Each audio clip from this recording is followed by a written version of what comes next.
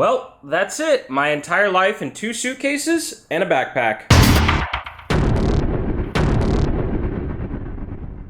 Headed off to a coffee shop today because, as you can see here, there's nothing left in the apartment. So this weekend, Jesse drove up, helped me clear out the entire place so there's no furniture. It's literally just our suitcases and what we're actually taking with us, or what is immediately going in the trash come Wednesday when we move. So I am just tired and rolling along. Time to try and get some work done.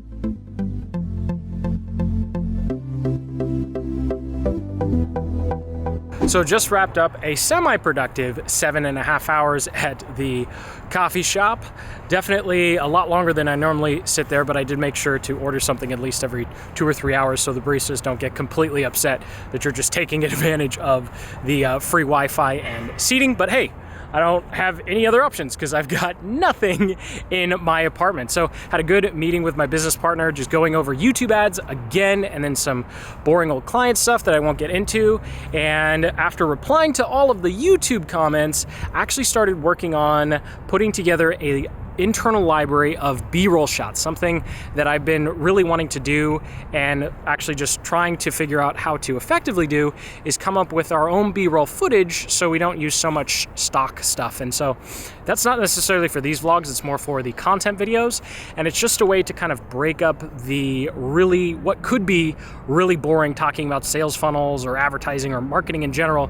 You know, there's a lot of great content out there, but it's just the creator kind of like this, just either standing in some random park talking at you for 5 or 10 minutes, or they're just sitting at their desk kind of like I do. So I always look for ways like, how do I make the content just a little more interesting and a little more engaging, even though sometimes it is boring. Sometimes, you know, there's only so much you can do to make advertising or content marketing sound fun or great, but hey, at least we'll try to make it a little more engaging. So now that my back is officially screaming at me from sitting on the floor for a few hours busting through all of these emails, I'm going to go find a conference room and then show you how you can take very simple footage of whatever you're recording for whatever content you're doing and turn it into a B-roll and actually make it look like you have someone filming and moving around even when the camera's on a steady tripod. So you've probably seen other videos before where you're watching them and then the footage that shows up on screen is obviously stock footage. And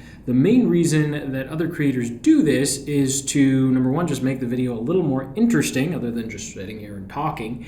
And then the second reason is it covers up the cuts, because as much as you want to, it's very, very unlikely that you're going to make it all the way through the piece of content or whatever you're filming without making a single mistake. With vlogs, you tend to have a lot more wiggle room in terms of the ums and ahs and pauses and like, I don't know what to say next. But when it comes to actual content videos, or you're trying to do something a little more snappy on Instagram or Facebook, it really needs to be tightened up. And so that's where B-rolls like what you're looking at here come in handy with. Now, something that I'm personally going to be experimenting with is actually starting to create our own B-rolls. Number one, it's going to be a lot less expensive. And number two, the copyright problems I'm starting to have on YouTube or seeing other creators have on YouTube is ridiculous enough where I just want to get away from all of this licensing because it is an absolute nightmare. Although Envato Elements is an excellent deal, or Storyblocks, one of those two is an excellent deal if you're looking for stock footage. So essentially what I do is I go to those places and I look at all the stock footage that we have used in the past or something that I think is going to be helpful in the future, and then I just go through and look at all of them. And then once I have that, I pretty much go and film, actually this room, replicate what the B-rolls look like. Speaking of things that should be cut out, because I'm trying to think of what I'm about to say.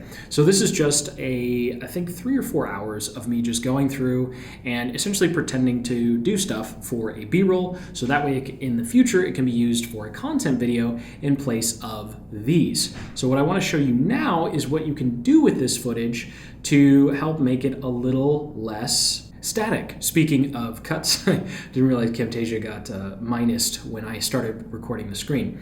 So here we go. So this is just a sample. Now I recommend recording in 1080p or 4K because, as you'll see in a moment, you want to have a higher resolution so that when you start zooming in and out or panning left and right, you don't lose resolution. If you've seen any of my other vlogs, you'll know that we lose a lot of resolution with the GoPro. So essentially all we do is we mimic whatever we're trying to accomplish with the B-roll. In this particular instance, it's just a guy writing on a notepad. So what do? I go and make the exact same thing so we can use this for our content moving forward. Now, obviously, this is better than nothing, right? This is better than just showing that ugly cut, but we could take it a step further. So I'm going to go over here to something that I've already edited to save time. And this is why you want to have it in a higher resolution, because as you'll see, this is actually 1080, but I filmed it in 4K. And so that way I could blow it up. If we go to properties here, you'll see that this is only 62% of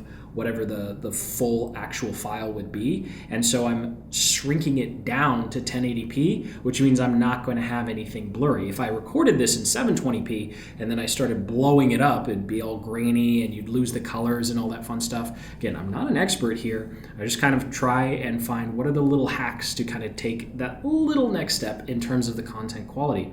So I'm just going to go ahead and play this so you can see that it's still blown up, and we just pan from one side to the other, and the tripod is in the exact same place. We're just at a higher resolution and we're zoomed out a little bit so that when we come in, we can zoom, go left to right, right to left without losing any resolution. So I'll show you another one here. This is a example of zooming in a little bit. You really want to be very subtle with the zooms. It can be really easy to start getting weird and creepy. Actually, let me go ahead and we'll cut back and I'll zoom this up a little bit so you can see the subtle difference. So here we go. And you'll see it just zooms out ever so slightly. And that's all you need to do. It doesn't have to be super dramatic. It doesn't have to be over the top. And with each one of these examples, you'll see that it's extremely subtle, and that's all you need. If you do anything too jarring, it's going to interrupt, be too much of a pattern interrupt, because you want this to be a pattern interrupt so that someone has something new to watch and it kind of keeps them engaged. But you don't want it so much so that you wind up having it jolt someone and go like, whoa, that's weird. What are they doing? And the only other thing that I would recommend doing here is I've actually sped up the original video 2x speed, because obviously I'm not going to be writing or drinking coffee as fast as this B-roll is showing. So speed it up 2 to 3x, and then go ahead and do small pans, and they only need to be 5 to 10 seconds. That's all you need for a B-roll. Anything longer than that, and again, it's going to be too much of a pattern interrupt, or it's just going to feel like it's out of place. So I sincerely hope you found that helpful. I know this isn't, hands-on with Facebook or YouTube ads, but that's what I was doing today. Creating content really is the cornerstone of what I do with this channel. And so anytime I'm looking to improve the quality or have a quick little hack that I'm stealing from my video editor, because I definitely did not come up with this. He came up with this.